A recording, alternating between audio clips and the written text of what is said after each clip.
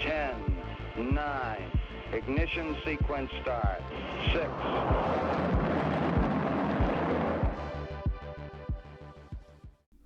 Hello, and welcome to Rocket Fuel, your daily update of everything that's happening in the Rocket Pool community. My name is Wack. Today is July 10th, and we've got a really packed episode full of amazing stuff, do not miss stuff. So let's get started with that. The first thing is that the three governance votes that were ongoing have now all reached quorum and are almost certainly going to pass. So we have this post here from Hippocrates saying, seems like the 4 Rocket Pool DAO nodes voted in favor of rpUSD24, but the Dune query is missing it. Well, since then, the Dune query caught it and it's all updated. So here you can see that, Fizz, Lighthouse, Crypto Manufacturer, Rocket Scientist, Beacon Chain, Consensus CodeFi. Actually, let me just fix the screen. Consensus CodeFi, FireEyes, Bankless, Anthony Sassano all voted before. Then Romano voted, and his vote doesn't count obviously because he's not on the oDAO.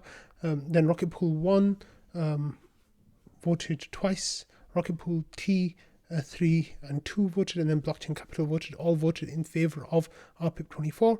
So that has resoundingly passed the vote, and that is done now. So the next question is, where do we stand on the other votes that we had going on? And of course, they've reached 140% or so of quorum, and there's 7,700 votes for the one with the PDAO charter, and then with the inflation and PDAO budget, it's the same thing, 7,700 votes for. So it's extremely unlikely now that these votes will not pass. I pretty much can guarantee that these votes will not pass. So congratulations on getting these votes passed, everyone in the PDAO and the oDAO who worked on getting this done. A special shout out goes to Waldorf, who worked really hard on doing the work here, and I know other people were extremely valuable in the whole process as well. So I'm sorry, if I'm not giving you a specific shout out, just know that this was a whole community effort, and this is the beginning of the next period of Rocket Pool now, which is really exciting to think about. I'm really happy about that.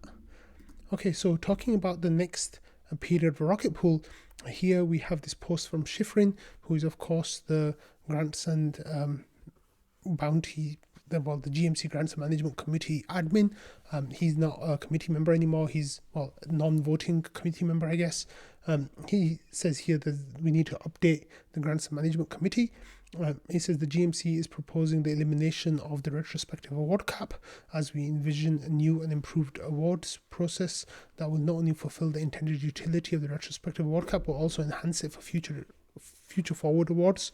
We propose the award cycle will take place monthly, allowing sufficient time for negotiation and enabling applicants to submit their applications at any time. We have established a GMC administrator position to facilitate the new awards process and day-to-day GMC duties. It says here the forum discussions that have taken place about the 3 major components. The first one is amendment for retrospective award cap. The second is rolling awards period proposal. And the third is GMC administrator role call for feedback. And then he says you can read the full rpip. There's a link to that as well. So at the moment, we've had 14 votes. 72% of people support this, 14% of people oppose it, and 14% of people, so it's basically 12 people said yes, one person said oppose, and one person said that they're undecided, but they think that it should move to a vote. So this is quite heavily in favor of moving to a snapshot.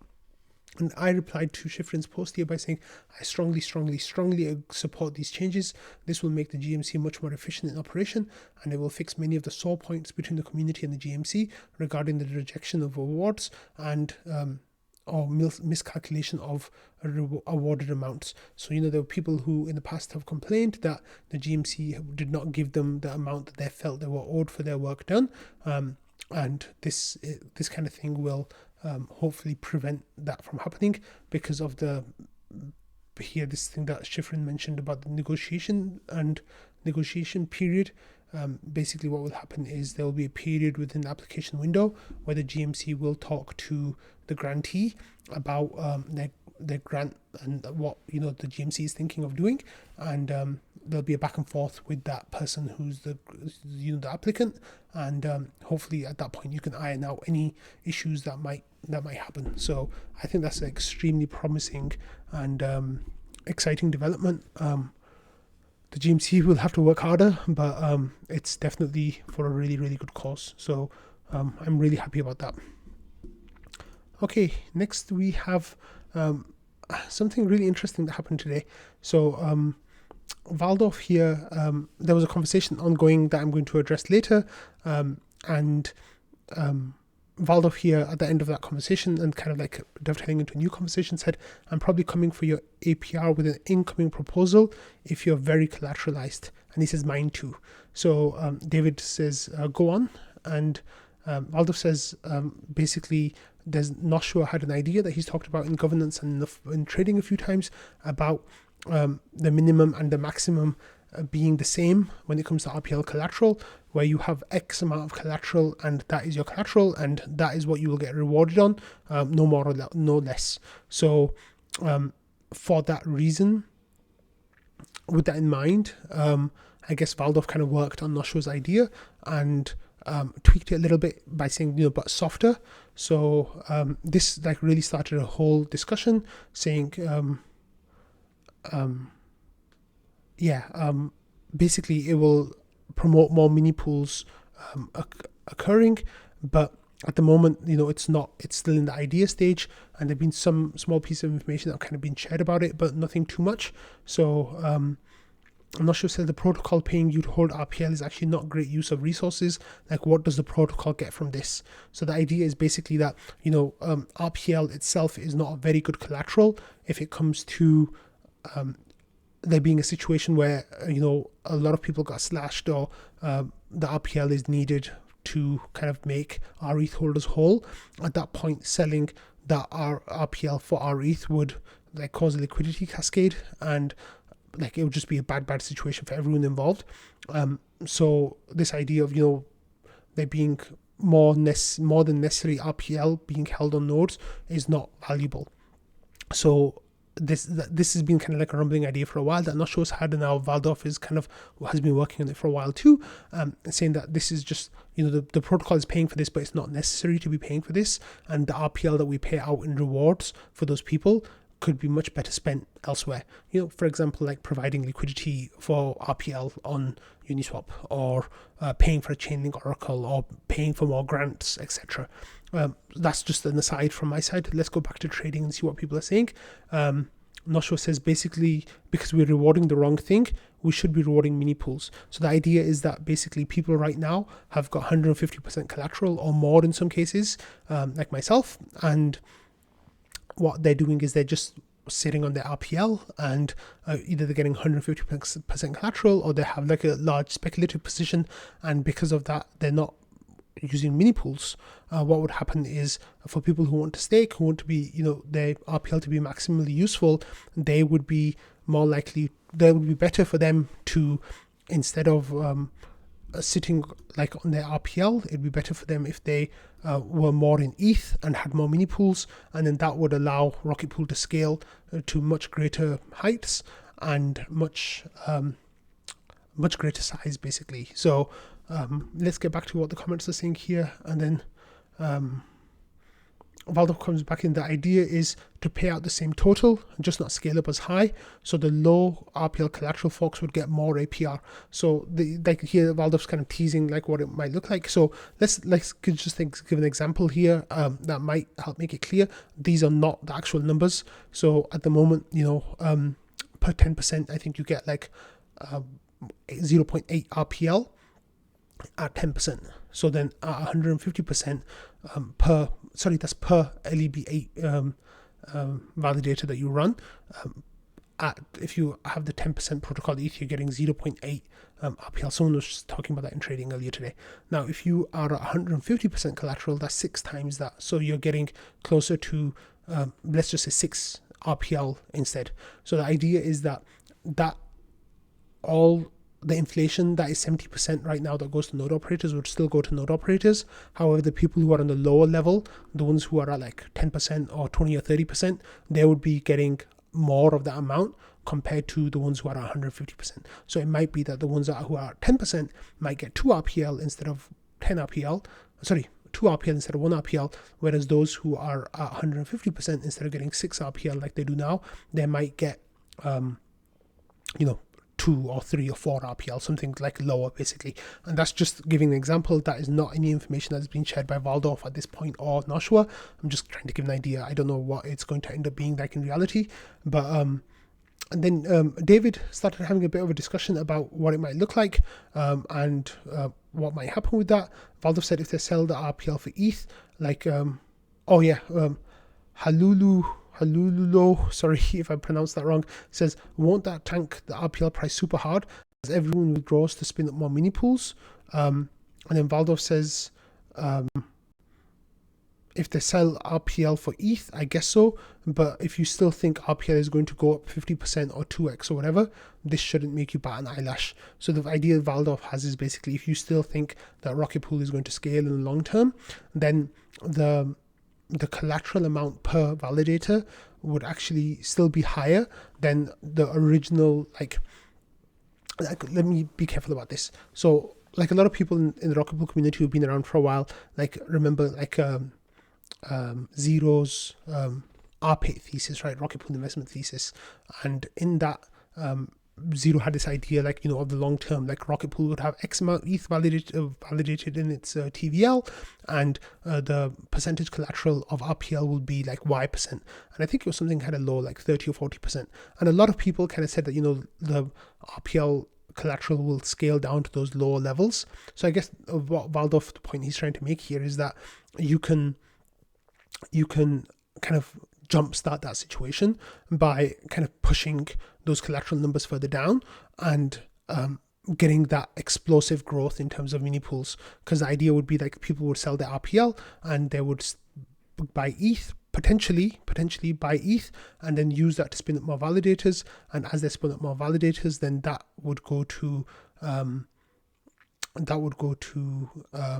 the growing Rocket Pool. And as Rocket Pool grows, on the lower levels, as becoming Rocket Pool, the node operator becomes more profitable at like lower collateral levels because you're getting more of a percentage of the rewards, then more people will do that. It'll become a lot more enticing for node operators to become Rocket Pool node operators because they'll be getting more RPL. So the idea is like, you reallocate where the rewards are going, and by incentivizing more validators, you bring on more effective RPL staked, and because there's more effective RPL staked, more people will want to stake, more people, like, it's just like that's the flywheel. That's the idea that I have. Please ask Waldorf if I'm making mistakes there.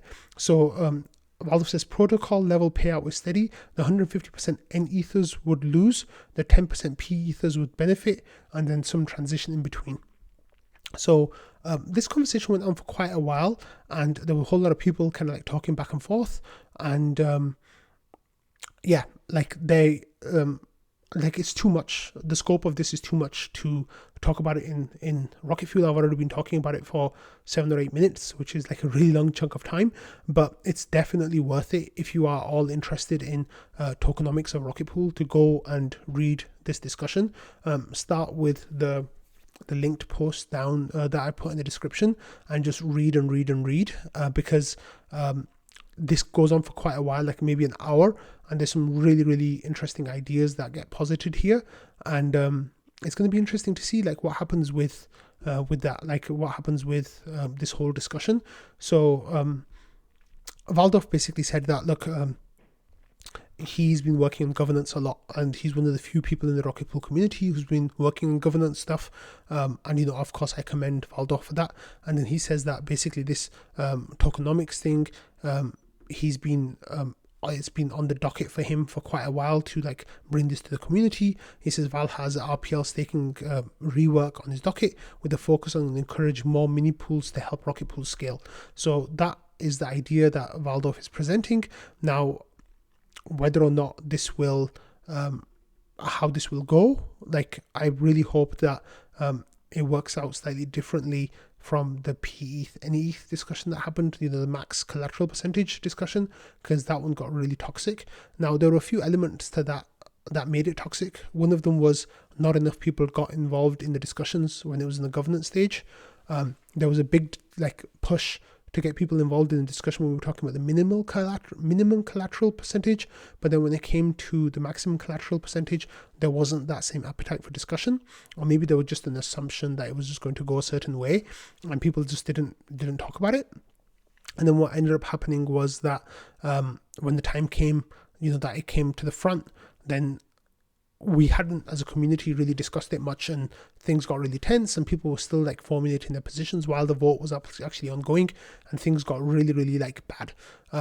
So I really hope that we're able to people are able to present, first of all, people are able to get involved in the governance and discussions of it really early. So if you have any vested interests in this, please come to the community and make your position known once Valdorf presents his forum post, or once the discussions and governance start up at a decent level, come and talk, right? And then as people do that, then what will happen is we'll have a much better breadth of opinion that comes forward earlier on in the discussion. So we won't, still be formulating our positions by the time the vote actually happens. We'll understand what we want and how we want it. The second thing is that the vote last time was rushed because we wanted LEB8 to get into Atlas, and there was a deadline basically that was imposed on us about when the Atlas code changes will be locked and feature frozen. And with that in mind, what happened was we wanted to make sure that we got LEB8s in, and because of that the discussion was rushed, so the vote was rushed, and there was a deadline of audits and all that kind of stuff, and it really added a big force onto the community, and I don't think we all responded well to that. So hopefully both of those situations can be avoided this time, because that was really bad. It was a really, really dark time in the Rocket Pool community, and I really hope that we can avoid that. But yeah, with this I said I said no, and I was just kind of joking as well. But Knoshua said you don't like it, and I said I'm going to enter the discussion with an open mind. But at first glance, I don't think we should be tweaking tokenomics like this yet. This is going to make the pETH versus any discussion a picnic, be a picnic. And I think as I talk to Knoshua and Valdorf more, I understand why this discussion, maybe why we should have this discussion, but. Yeah, that's besides the point. But there were a lot of people here, Jasper kind of weighed in. He says, the tokenomics of Rocket Pool were kind of just made up by Fire Eyes to begin with. People didn't really question it too much, and we don't have a principles first approach to the tokenomics like we do the IMC charter, oDAO charter, etc. He says one could argue that the goal of the tokenomics in the beginning were to bootstrap the protocol, which of course it did. And now we need to, I'm just putting words in Jasper's mouth, but now we need to address that and fix that. So Knoshua replied to me by saying, I think we're going to have to figure out tokenomics somewhat soon because it relates to commission, and that might relate to mega pools, LEB4s, or whatever is next. So Knoshua was saying all of these things will be tied hand in hand, and we really need to see how they all fit together, because big changes are coming to Rocket Pool one way or another, and they all need to go together to make sure that it happens in the best possible way. And then I said, let's get researching. We need those grant applications for research ASAP. And Knoshua says, I've seen that mentioned a few times, but I'm not really clear on what needs to be researched and what questions need to be answered. I said it'd be interesting to see how this divides the community, whales versus smaller operators. And Jasper says that's the power of quadratic voting. And I said before Marco came into the vote, the pETH and ETH discussion, he could have swung it pretty much any way he wanted. I said maybe the game theory reaction. So this is replying to Knoshua about what are we researching. So I said maybe that we research the game theory reaction of node operators at different collateral levels. Jasper says I think he actually had some suggestions on what. Yeah, he says not so much about the options, it's about what was being examined. The floor is, that's another thing he's talking about as well. Knoshua said, are you talking about specific changes, Val's proposal? And I said, I don't know the details of Val's proposal yet, because we don't know the details of Val's proposal yet. But I said we should talk it out in the community before going to a vote. And then there's a link that Jasper shared here that I'm going to put in the description, and you can go and have a look at this. It's all about the LEB safety and risk analysis paper that we covered a couple of months ago. So, I've talked about this on Rocket Fuel before, but go and have a look at this because it shares some ideas on what Val's thinking about scaling. But I think that's kind of an aside, really, to this specific or node level penalty. Sorry. Yeah, I said the thing that we need to research is people presenting different ideas, being given the chance to present their cases before any vote happens. We need it to be more coherent than last time. That was rushed and discussion was happening during the snapshot period. So much wrong with that vote. And Knoshua says, in my opinion, we've always had plenty of opportunity for people to form opinions and make their case. Here's that Jasper said, I feel like the community's question is how can we maintain, this is the crux of it, right? Like how can we maintain the RPL value and still scale? But the proper question should be like, what's the most efficient allocation of RPL inflation to scale? These seem diametrically opposed. What do we do? So yeah, that's kind of where we're stuck. He says, let's see. He says values and scale very efficient versus scale seems very different system constructs. The former could be unsustainable and only high value in the short term. In the extreme, if you want to maximize value extraction, part of me thinks you must make efficiency worse. So the point Jasper here is making that like people who are at the higher percentages, in a sense, are extracting value from Rocket Pool in a way that is not really like needed. Yeah. And he says basically like those people, in the sense they're extracting value, and if you extract value, if there's a place where value can be extracted, then in a sense that leads to inefficiencies, and you need to like try to make it more efficient. So then I asked Valdorf, I said, what are your plans for bringing this idea to the forum? And later Valdorf said that, go through the regular process of like community discussions, forum discussions, all that kind of stuff, the usual process. Knoshua replying to, the efficiency or value and stuff, he said, I think the community question is a bit weird because there is no maintaining RPL value without scaling. All the Rocket Pool investment theses that we have some element of Rocket Pool getting a big market share. If you change that, things don't go so well. Seems like people are just assuming that scaling will happen, and any change to tokenomics just takes away value. But it could be possible that tokenomics change is necessary for scaling, and that maximizing scaling and RPL value are very much the same thing. And then,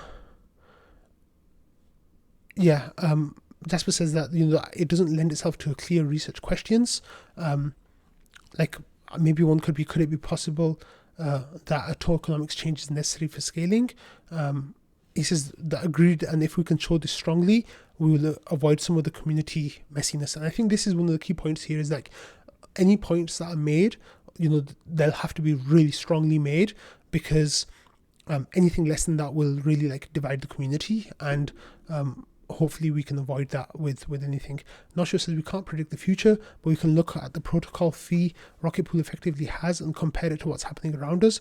If we can look at LST commission rates, we can look at node operator profitability in a mature state with current tokenomics. I think it's very speculative to think that current tokenomics can allow capturing large market share sustainably. And then replying to me, Knoshua says, I guess Val will post in the forum and governance, and there'll be plenty of time for people to discuss and express their opinions in temperature check polls on the forum. Hopefully people will partake in that and not feel like things are being rushed when they eventually move forward. I think that's a really important point as well, is that, we need people to be involved in this discussion. If you are, a small node operator, if you're a big node operator, if you have low collateral, high collateral, your opinions will really matter in this process, and you need to make your voice heard, because this is going to impact everyone in one way or another, right? So it's really important that we all get together and like really talk this out in a constructive way and in a mature way, because Otherwise, we might get some of the problems that we had before. And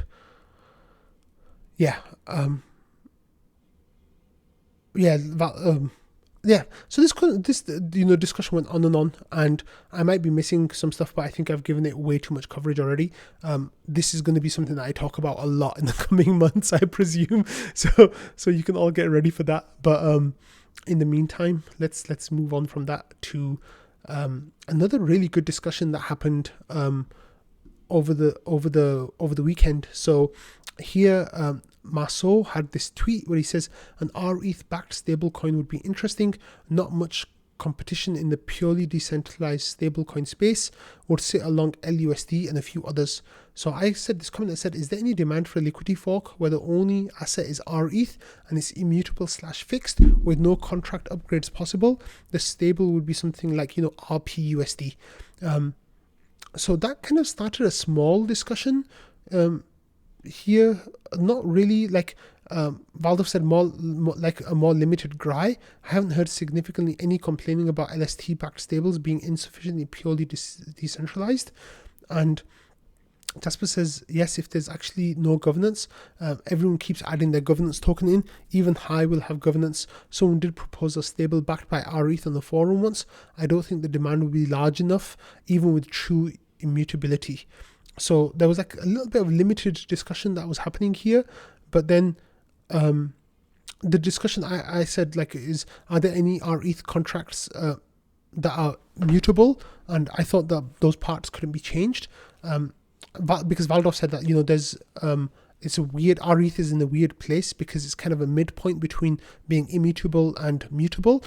So then he explained that, the Rocket Pool protocol itself as a whole is not immutable. So even though the rETH contracts are immutable, it depends on changes that can happen elsewhere. So Valdov says, for example, if we allow insecure LEB zeros, that has an impact on how I feel about rETH. So I said I see, but then this discussion really. And then Valdov has a good point here. I think this is kind of where the discussion probably ends up. But he says rETH depending on Rocket Pool. Yes, in my opinion, until like I said, is this an insurmountable problem? And he said yes, in my opinion, until we ossify. So ossifying basically means that Rocket Pool as a protocol has developed to the point where there are very, very few, if any, changes that happen to the protocol anymore. And at that point, on the smart contract level, at that point, there will be nothing that changes in the Rocket Pool protocol. And because nothing changes in the Rocket Pool protocol, at that point, rETH will be truly immutable. And once we are truly immutable, then we can have a truly immutable and decentralized LST-backed USD stablecoin built on top of Rocket Pool as a Liquity fork, for example. So then the conversation kind of petered out for a little while. But after a little while, rETH from Gravita got involved because the user formerly known as Munchkiner said this is not a bad idea, to be honest, but talk to rETH. And then rETH comes in and he says that I think rpUSD would be really interesting. Escape velocity for a stablecoin is really hard, both from an incentive standpoint, but also getting enough borrowers. That's partly why Gravita is multi-collateral. This is one thing that could make it a little easier would be some liquidity partnerships. Gravita, for example, would love to do a GRI rpUSD pairs. So I said that there's limited information in the IMC charter at the moment for adding incentives or something like rpUSD, and without incentives it would be dead. And rETH said, what we could do is the implications of the charter are such about increasing utility for rETH, and having rpUSD would increase utility for rETH, or the charter can be updated, or the project can have its own token to incentivize with. So this is the thing that Jasper was mentioning earlier about, there being its own token. But of course, we probably wouldn't want that.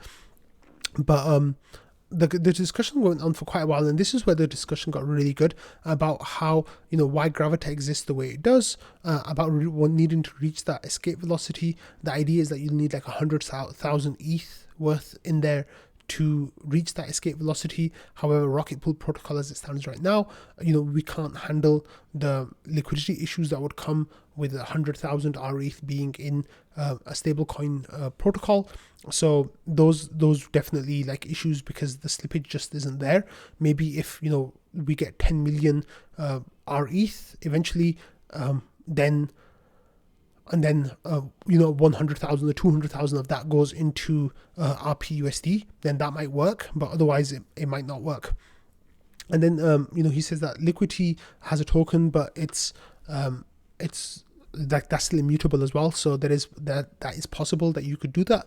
And yeah, this discussion with rETH was going really well, and he says that Liquity is a revenue share token, so as you stake it, you get revenues out of the system. So that if we did something like that with rpUSD, then that money could come back to the Rocket Pool protocol and go to our ETH holders, go to someone like that, which would be amazing if that could work.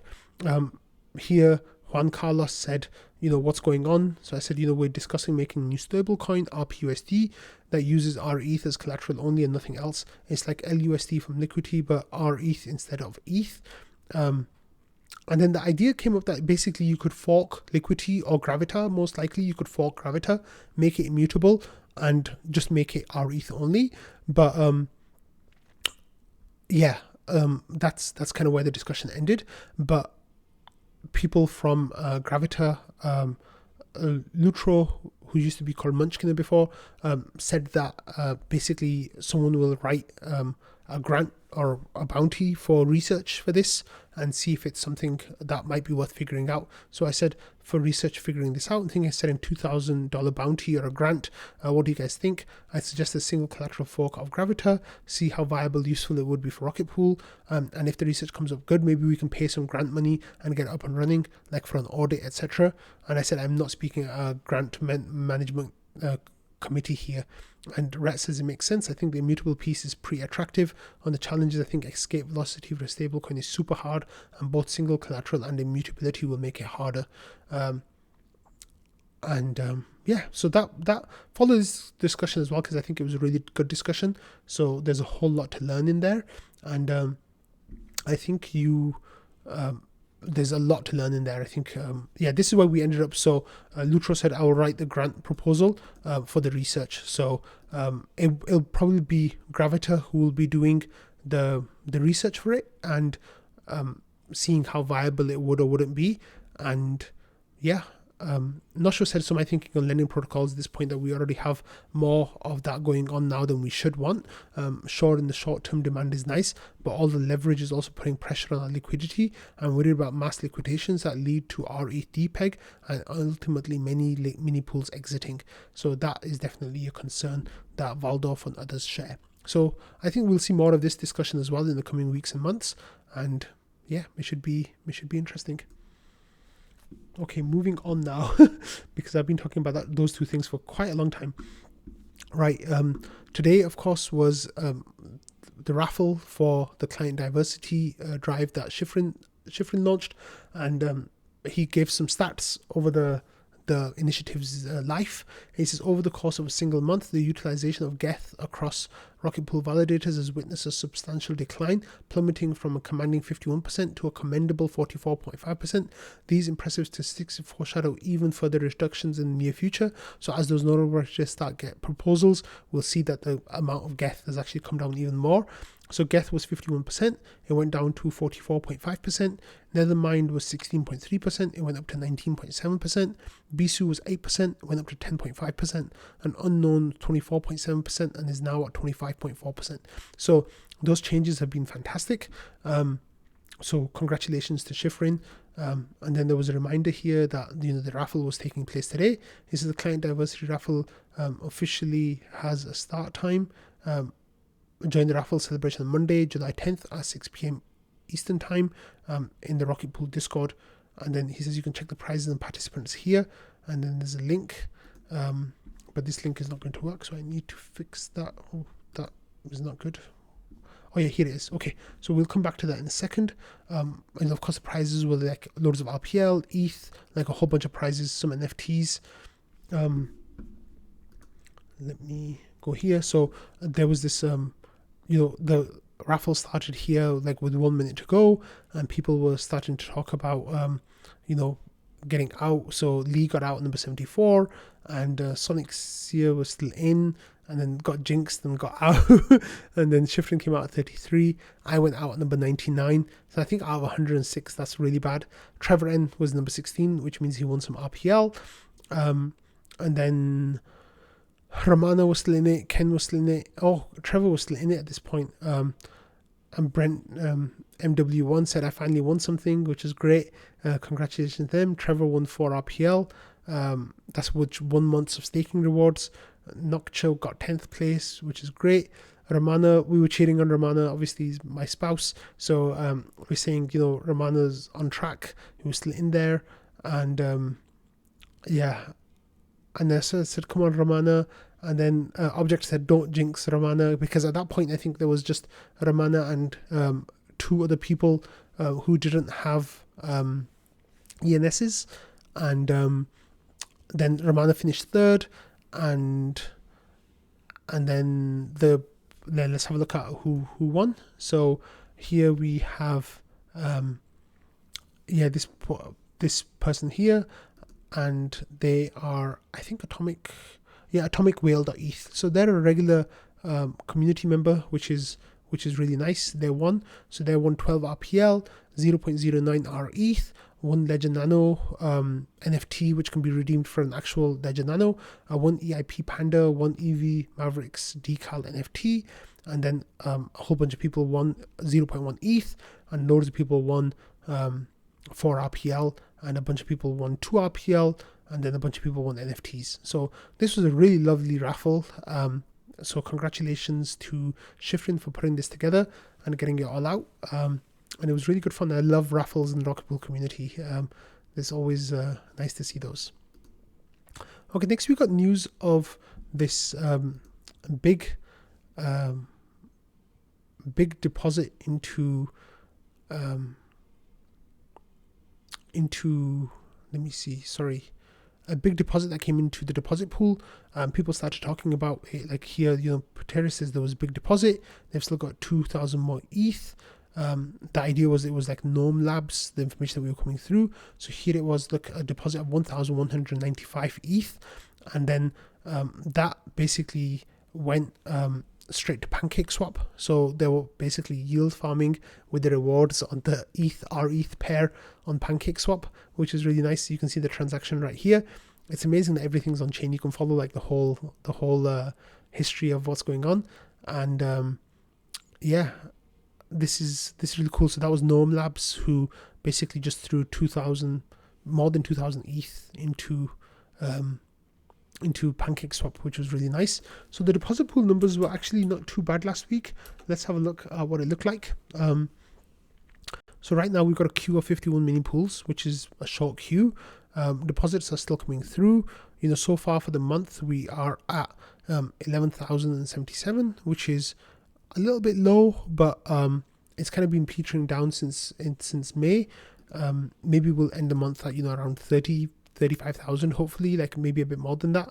It seems to be like kind of halving every month. So 70,000 down to 140,000 down to 70,000, maybe down to 35,000. Hopefully that's the bottom and we start going up again. But like if you have a look at the weekly deposits, or like last week we ended the week with 7,800. This week we are already at 3,600. So it's not going too bad. The last couple of days, both days have been above 1,000, with nearly 2,000 coming through yesterday. So that is really nice to see. One thing that's been interesting is that there's been a whole lot of really small deposits of like 0.1 ETH, 0.1 ETH, 0.14, 0.13. And I think someone put word out there that there's some kind of airdrop that is happening for Rocket Pool.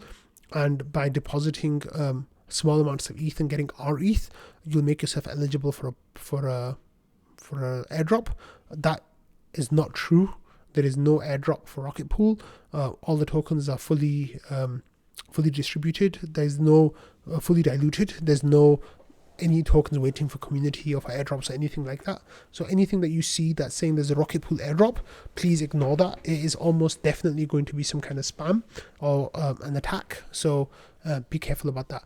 But yeah, like I've been saying recently, right? Like there's a really nice balance between rETH deposits and mini pools spinning up, and that I think is kind of like in a homeostasis kind of relationship right now, and I just wish that we were getting more rETH mints, but that's okay. Okay, moving on from that, we have what do we have? Oh yeah, we have a slashed user who came in here. It was Occam saying, I'm speaking from experience, by the way. I got 3 mini pools slashed about a month ago. That badly warning message did get me. So there was a warning message here. Occam says that basically this is the warning, gives a false sense of security that you're good to go if there are no other validators clients actively running anywhere. So the idea was basically that when you switch from one consensus client to another, the node tells you to wait 15 minutes before you attest again. So it forces you to sit out for 15 minutes. However, there's a way of overriding that. Now, this is what happened to me like a long time ago, is I forced that override. Thankfully, I didn't get slashed, but it seems like here Occam did get slashed with that, and other people have come like kind of dangerously close to getting slashed with that as well. So Patches was really curious about who that person was that got slashed, and was like, we were trying to figure out who it was, which warning message we can change it. And then Occam replied to saying, yo guys, is this normal? And this was the one about updated settings, like, wait out 15 minutes. And Patches replied by saying, which part isn't clear? Active validators mean validators on beacon chain. Should we make that more explicit? He says probably yes. And Occam says, yes, more explicit, please. I interpret it to mean active validator process somewhere. Patches says, I'll submit a pull request. Sorry you got hit by that. And then he says the write-up that team Berbeer linked to above is actually very clear. I wish I'd seen that before. Perhaps the warning message can include a link to it to explain the reasons behind the 15-minute wait. So there's an idea, like it tells you, basically what happens is that the consensus client that you're using has a database, and with your database, it has like information about what attestations you've done, and that's saved in the consensus client. So when you change consensus client, it resets that database. So there's a chance that when you come back to on the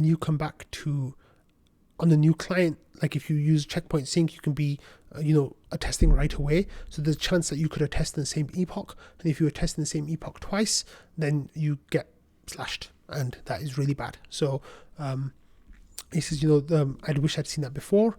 And Ken says, I'm curious about this. If you don't mind the questions, was it that you switched clients and then bypassed the 15-minute timer, then the new client attested again and caused a double attestation? He says, the reason that I asked is I thought it was a little overprotective to have the 15-minute wait, but if this was the case, then there is indeed a valid reason to wait the 15 minutes.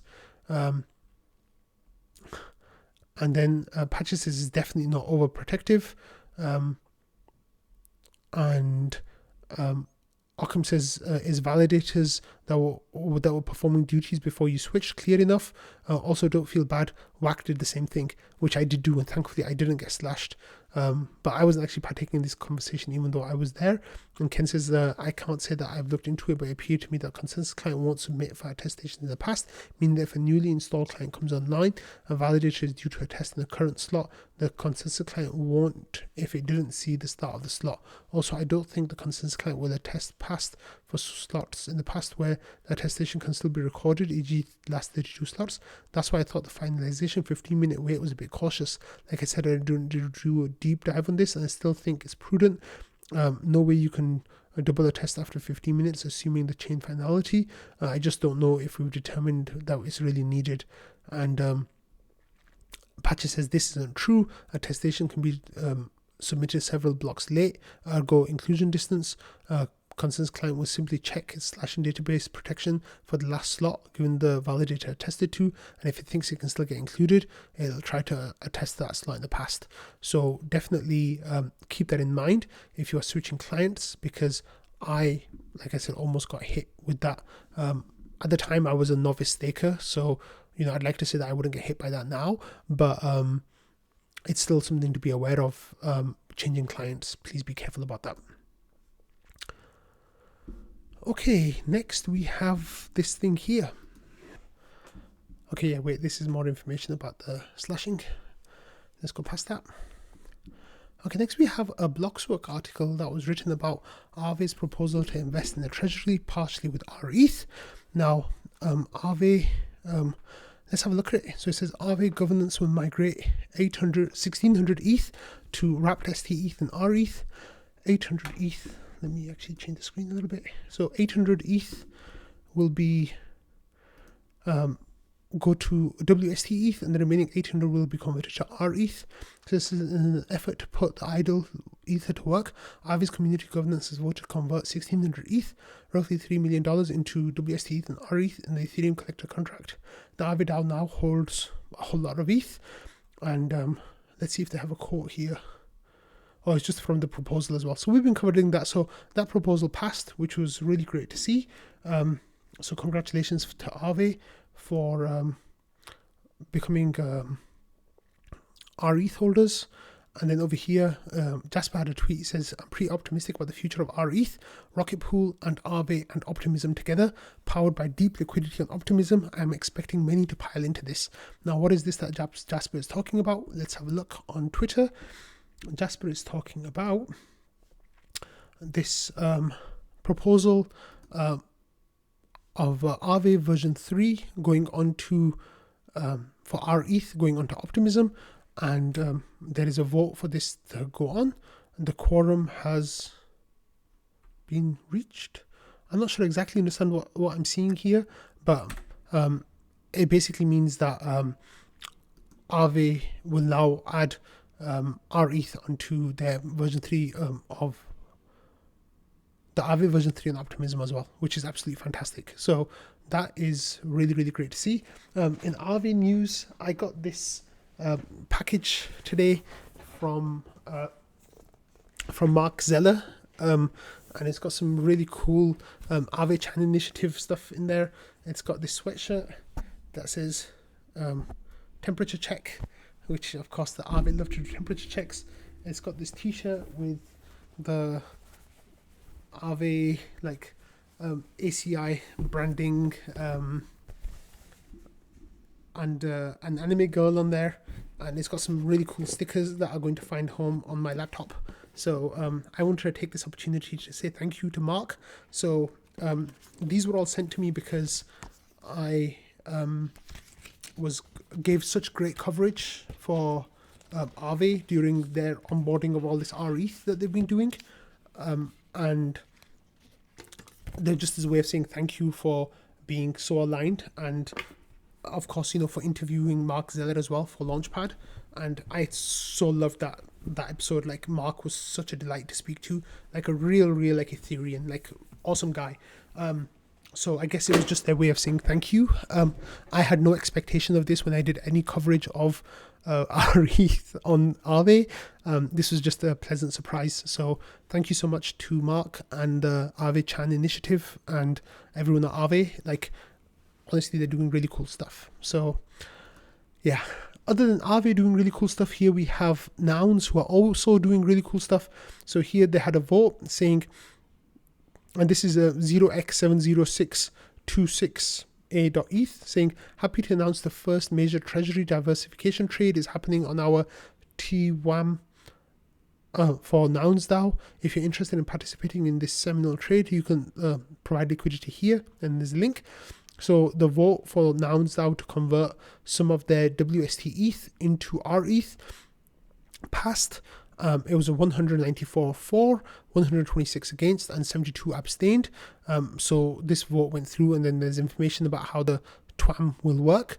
And we talked about this on Rocket Fuel a while ago. So the idea was that once this 500 WST ETH to rETH trade happened, then a new proposal would come online for like 14,000, I think, WST ETH to rETH as well. So that would be really exciting for that. And as that comes to vote, I'll definitely be covering that for you all to follow along with. Okay, next we have this news of Ethereum now is updated the epochs, the validators that come online every epoch. So it says the current epoch, the network capacity was increased. So now we get 9 validators online per epoch instead of, no, we now get 10, instead of 9 that we had before. So it's about an 11% increase from 2,025 per day to 2,250 per day, which is really nice. So if we have a look at Hani Abu's website here, Ethereum validator queue, right now there's 83,000 validators waiting to come online. There's 18 validators waiting to exit, so it'll take them 2 epochs to get through because there's 10 per epoch. So as you can see here, the churn rate has been updated to 10 per epoch for entry and exit. The wait time is coming down a little bit, down to about 35 days right now, up from down from a high of around 45. So it's down nearly 12%, 13% basically from the highs a few weeks ago. But the staking amount is just up and to the right, and that's not changing at all. So that's really amazing to see. So Ethereum staking is still going strong. 83,000 validators in the queue. So if not a single new validator came online, then the last one would be cleared in about 35 days. But of course, people are still coming online every day, so it's really exciting. So that's a really nice update. Okay, for the next big chunk of this episode, I'm going to be talking about Stader. So if you're not interested, that's fine. You can skip to the end. But there's a whole bunch of stuff that happened with Stader today that I thought I would cover in Rocket Fuel. So for those of you who don't know, Stader is a new liquid staking project like Rocket Pool. It's a competitor to Rocket Pool, I guess, and they launched their mainnet, and with their launch there was a whole bunch of question marks that kind of came up with that. So this kind of started yesterday. So here Knoshua put a screenshot of the Stader docs that went online. So number 1 was like setting up infrastructure. Number 2, install Stader node command line interface with correct configuration and synchronization. Register your node on the Stader network and add validators. Secure your node from external and internal threats, and maintain your Stader node throughout your validator's lifespan. And then when you compare that to the Rocket Pool docs, setting up a computer, either physical or virtual, configuring correctly, including their home network if applicable, installing Rocket Pool on it and setting up the mini pools to perform validation, securing it both from inside and outside threats, maintaining it for the life of the validators. So like they still like cloning Rocket Pool stuff, which it's fine. Like we've come to terms with that, right? Like they did copies of, they forked the actual command line interface, the smart node stack, I think mostly, and on the docs as well to get that up and running. So yesterday this kind of had some question marks about it, and there was some information here as well about their yield. So they're kind of funny where they kind of compare ETH yield, which is their version of rETH, and then comparing that with like other LSTs, which they mean Rocket Pool basically, and then by solo staking, comparing with solo staking. So what's really funny is as well that they, in all their documentation, they refer to all Rocket Pool mini pools as 16 ETH mini pools and not counting the 8 ETH mini pools. And one of the reasons for that is because the 8 ETH mini pools are actually more profitable than the Stader 4 ETH mini pools because of the way the commission works. So it's just kind of really funny that they're not doing that, and I've seen that a bunch of times. But yeah, like David here said waiting for Stader fuel, and of course we already had an episode of Stader fuel a couple of months ago. But I said I really want to root for these guys, but they just keep taking shortcuts and it's not good. So instead of a smoothing pool, they've made a socializing pool, and it says the Stader node offers a unique feature called the socializing pool, which is available for node operators. So these are the kind of things that were happening yesterday that people were just like, what are these guys doing? Like they're just bending things as much as they can, which kind of leaves a bad taste, I guess. And then on top of that, today was where the real drama started, and there was a lot of drama. So let's actually move a little bit further back from the screenshot there. So basically what happened is their node, when their version of the software went online, people became node operators. But what happened was that there's some question marks about the security of their validators. And one of the main reasons for that is because of how you set the withdrawal address of their nodes. Now over here, it says if you wish to have a separate operator award address. So this is your validator address. Right? So first of all, they're asking you, do you want your operator address and your reward address to be the same? So on Rocket Pool, basically, when you set up your node in very strong terms, the smart node stack tells you that you should have a different address to withdraw your rewards to, hopefully a hardware wallet instead of your node, because your node is a hot wallet. Now here Stader said that by default, your node is your reward address, and that's fine. And it says if you wish to specify a different operator reward address, you can utilize the following registration command instead of the one mentioned above. So here there's a command that you can put in on your version of the Stader smart node, where it says that the node register and then the operator name, and then any valid Ethereum address that's accessible to you. And it says the command lets you set a distinct Ethereum address as your operator reward address during registration. Now what this means is, okay, so in the Rocket Pool process, this is actually quite complicated, right? Because you have to set an address on your node, and then that address has to go to the Rocket Pool website and sign the transaction showing that you have control of that address. Now, if you want to change that address, you have to go to the Rocket Pool website again with that withdrawal address, sign another transaction, and then your node can set a new wallet as your new withdrawal address, with which you have to sign another transaction again. Now, that is quite a cumbersome process, but what that means is if for some reason your node machine gets hacked, you lose your private keys for your node, or if someone actually gains physical access of your device, they can't steal your ETH or RPL, because when that amount is withdrawn from your wallet, the only place it can go is to your withdrawal address, which is hopefully a hardware wallet. With Stader, however, what happens here is that because the node itself can change the withdrawal address at any point, if someone hacks your system, gets access to your private keys, gets access to your physical device, they can just put this one command in on your system and change the withdrawal address from your node to from whatever you want to an address that they control.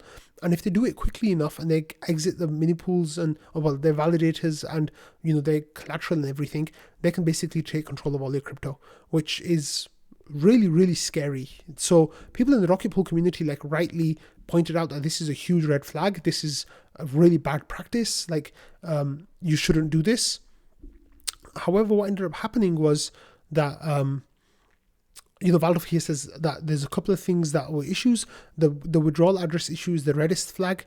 The forced exit interactions are probably second, and just lots of not getting is next, including the boost when not earning. But that issue was resolved later by one of the developers of Stader coming in and saying that Stader were going to front that. So Patches said the biggest red flag is that they saw the smart node and were like, oh no, that's just a joke. So there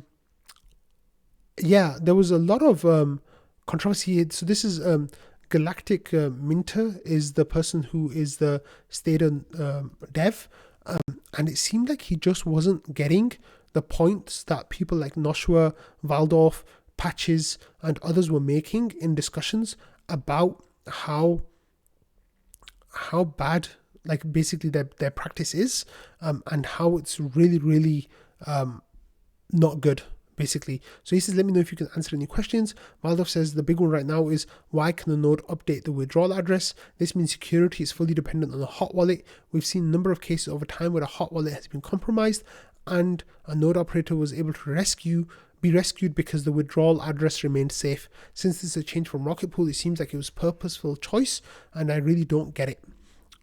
The discussion, of course, goes on. Patches here says that this can cause problems because Stader node lets the node wallet change the withdrawal address. This means a hacker can steal all the staked node operator funds. This was called out and ignored in audit. The existence of a vector makes node operators a juicy target, 200 times as profitable for phishers. The existence of the vector means the RCE supply chain attacks 200 times as profitable for legit hackers. It's not hard at all to patch, but the Stader team is actively discrediting it as an attack vector instead of taking action. We can't obsolete the need for flashbots for recovery fast enough. So this was like a real concern, and then the Stader dev came back after a little while and replied to Patches, saying Patches then said the risk is easy to understand and the severity is pretty clear. If node operator is the only one who can change the withdrawal address from the current withdrawal address, then the withdrawal address must be compromised for node operator's funds to be lost. Phishers, hackers, and malicious code can only have access to the node wallet, so they cannot access staked node operator funds. The weakest link is the hardware wallet. And then said if the node operator can change the withdrawal address from the node address, either the withdrawal address or the node address may be compromised for funds to be lost.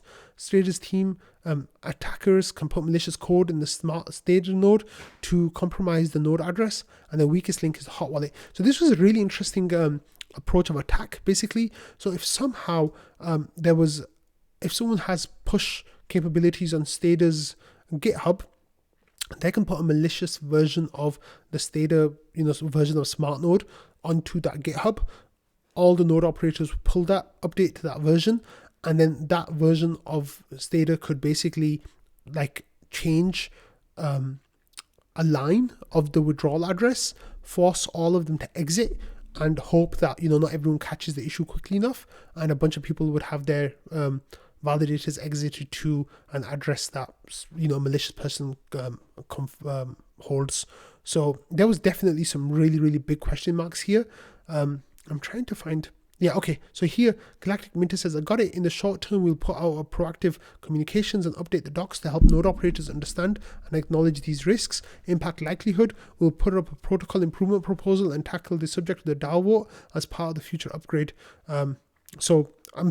This was after a whole lot of kind of like thinking it's not a big issue, then kind of understanding that it was a big issue and that, this should be something that they fix.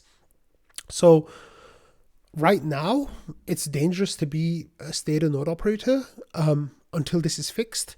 And this is just one like instance of like a security vulnerability that was seen like right away. That's not to say there might or might not be others. And let's see what we have here. Yeah, we already just covered that, so that was good. There's definitely a lot of drama. So this is an earlier example of the Stader dev kind of not understanding what the ramifications were. He said, sorry, I was in the call. Withdrawal credentials are smart contracts and they're non-custodial, so staked funds are not at risk at all. They're 28 ETH. Sigma Prime called this out as low risk because it's not impossible for it isn't impossible for a hot wallet of a node operator to be hacked, but unlikely. Based on past data, this is not expected to happen with a node operator. 4 and 5, these are Patches points about other avenues of attack as part of preventing our concerns that we have put our clear comms, and it's important for a node operator to secure their operator address and device, which is a reasonable risk. And then he says we can only patch once more from a community indicate the same. I do understand that the few Rocket Pool node operators that have voiced concern today, all in support of this suggestion. There were some issues with, basically saying here about how Patches then replied by saying, you're right, I'll update staked funds to staked node operator funds. Withdrawal address does not equal withdrawal credentials though. Nobody is talking about withdrawal credentials. Sigma Prime called it out as low risk to your protocol. It's not low risk to the node operator. There's a difference, right? The protocol itself won't lose any money, but the node operator could lose all of their money. And four or five not things that you want to leave in the hands of permissionless node operators when you can trivially fix it yourself. He says we can agree to disagree. We will only move forward with improvements once the DAO votes for it. This is not a security risk for most node operators. Patches is a security risk for every node operator, ironically, unless they use all nodes. Glad you have a path forward though. In the meantime, pardon us if we do our best to protect stakers. And by that, Patches meant that, we will tell them not to stake with Stader. And then Galactic Minter said it's a free country, brother. You do you. So then, thankfully, later they were able to understand what the issue was, and was able to kind of like come around to seeing that this is something that we should push. But for a while there, it was very much head in the sand. I think what they didn't get was the fact that you need the hardware wallet to be able to change the withdrawal address on the withdrawal address has to be involved in changing the withdrawal address, which I don't think Galactic Minter was getting, because I think he thought it was just the idea of sending it to a hardware wallet or something, and that's what comparable. But there was some real big issues here, so definitely I'm going to be following some of that news in the days to come. In the meantime, so this is just there was a whole lot of discussion about Stader happening in Discord today, so I thought it was really prudent to cover that because everyone was kind of talking about it. Okay, we've covered all of this stuff. So next is this post from Revolt Cash saying, yesterday we received reports of seeing unknown approval transactions in the transaction history. Turns out there is a new scam where scammers use so-called gas tokens to steal money when victims revoke these fake approvals. So this isn't really applicable to Ethereum right now because we don't use gas tokens anymore like we used to in the past on Ethereum. However, this is the avenues of hacking is getting really bad right now, and it's just everywhere, and people are just like so confused and kind of overwhelmed by it.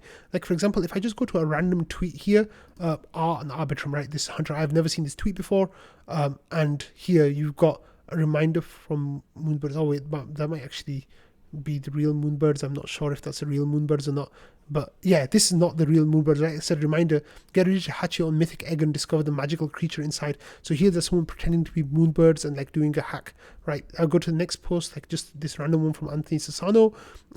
Let's scroll down and it's hidden now, but like there's always like these like scam posts that are in the replies. There's definitely no shortage of them. If you scroll down, like this is one from Terrence over here. This seems like legit, but anyway, like there's just non-stop, like on Twitter it's just infestation of like people like just trying to scam you. One of the funniest ones that came recently was this one where Anthony Sassano was trying to get people to follow you on Twitter. It says independent Ethereum educator, angel investor and advisor, and general manager of Rocket Pool. And that Rocket Pool account that this fake Sassano is trying to be the general manager of course, Langers is the general manager of Rocket Pool, is another fake account that's been like promising a Rocket Pool airdrop. And a whole bunch of people have been asking about the legitimacy of this airdrop, right? Which is why I mentioned it earlier as well. So it's definitely something that is to be aware of and to be vigilant about, because it's everywhere right now and it's like really pervasive and they're catching people out, sadly. So please be careful about any of these like scams, hacks that are coming up, and don't interact with anything on Twitter basically, because it's not good. Okay, and finally we have this really funny story that came out of the Discord a few days ago with a little joke that was made by Knoshua, and then he linked to this Australian article from a while ago where he says, in case those who were wondering what the reference was, and it was a reference to this PC World article from 1999. I think it's PC World. Yeah, PC World, that's right. And it says, web promises raise the prices. So let's have a look at what the article says. It says, initiative born out of need. Like most inventions, a 19-year-old information technology student has developed a website which brings together the latest and best prices for computer components sold on the net. David Redendike, a second-year student at Southern Cross University, Lismore, saw the need for a comprehensive hardware search engine when he was looking to upgrade his own PC. So basically, Dave here set up a website for computer parts in 1999, and he was covering PC World with this. So it's a nice little like snapshot of the life of Dave from a long time before Rocket Pool. So a long time before anything crypto. But I thought that was a nice little thing to finish on after all the drama from today. So if you've stuck with this until the end, then that is absolutely amazing. I hope you all had a lovely weekend, and I'll see you all tomorrow. Bye.